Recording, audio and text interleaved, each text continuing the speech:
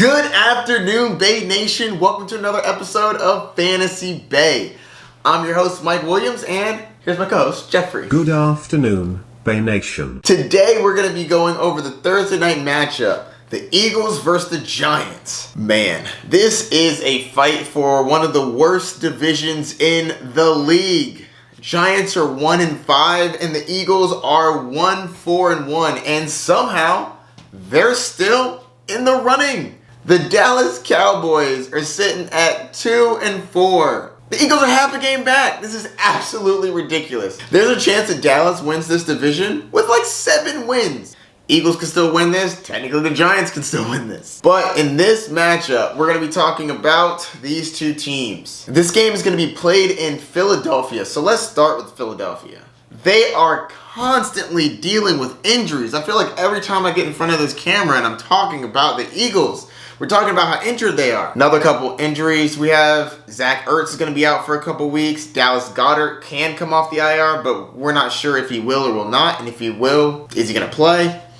Also, we have Alshon Jeffrey that's going to be out. And unfortunately, Miles Sanders, a rock star for some of you, is going to be out in this game. Boston Scott's going to be taking over for him. But let's get into whether or not we can play these players. Carson Wentz. He's not going to be the best start in the world, but he has been playing well these last few weeks, and I actually think that he's a solid add on your lineup. And I think you could play him this week against the Giants, who do not scare me. Other than James Bradbury, their secondary is not very scary. Next, we have the wide receiver position, and Deshaun Jackson's going to play. That's what I'm talking about. He hasn't been on the field in forever, but I'm not playing him because I need to see what role he's going to have and whether or not he's going to be able to stay on the field. That's been an issue for him throughout his whole career, actually. Next, we have Travis Fulgham. He has been amazing, but there's a chance that he is shadowed by James Bradbury.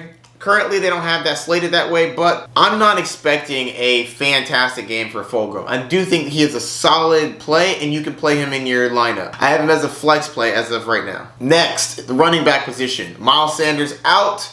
In comes Boston Scott. Now, I think he's going to split some of this work with Corey Clement, but I do think that Boston Scott can be a solid play this week. I have him as a low-end running back too, high-end flex play. Next, we have the tight end position. I'm not starting either of them. Dallas Goedert is coming off of IR, so I'm kind of iffy on whether or not we can play him. Got to monitor his health before the game. Next, we have the defense. I think that you can start the Eagles defense, and I think you can start their kicker. Up next, the New York Giants. The 1-5 Giants. My goodness.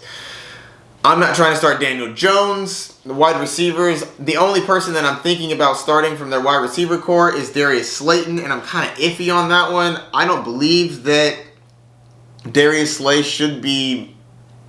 I don't believe that Darius Slay is going to be shadowing Slayton, but there's a chance that he does, and if he does, that'll be a problem for him.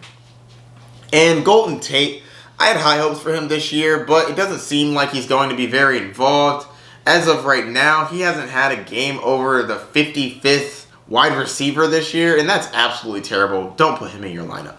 Next, we have the running back position, and I think you can start Devontae Freeman. I don't think this is a great matchup for him, but you can play Devontae Freeman in this game as a low-end running back too.